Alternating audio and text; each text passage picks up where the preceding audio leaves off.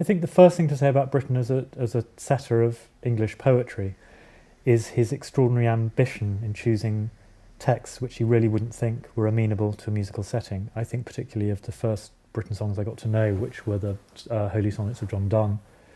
Very fierce, knotty, imagistic, in a sense musical, but with their own very peculiar music, very musical poems. You wouldn't have thought that music could add anything to them or could even cope with setting them.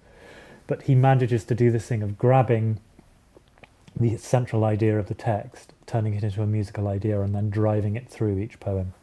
And it's an incredibly powerful piece that he wrote in a state of high fever on his return from touring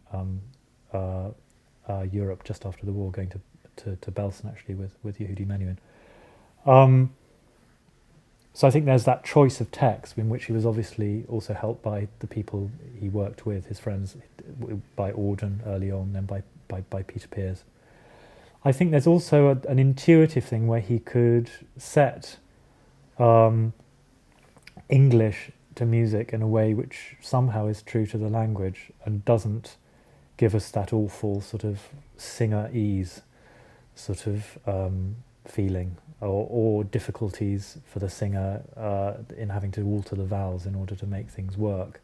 And I think, I can't believe that was something he was actually necessarily consciously doing, sitting down and thinking, oh, do I put an E vowel here or an R vowel here? I think it was something that was completely intuitive for him, and something that was obviously helped in a way by his close relationship to Peter Pears and to other singers, and his very close work in the English opera group.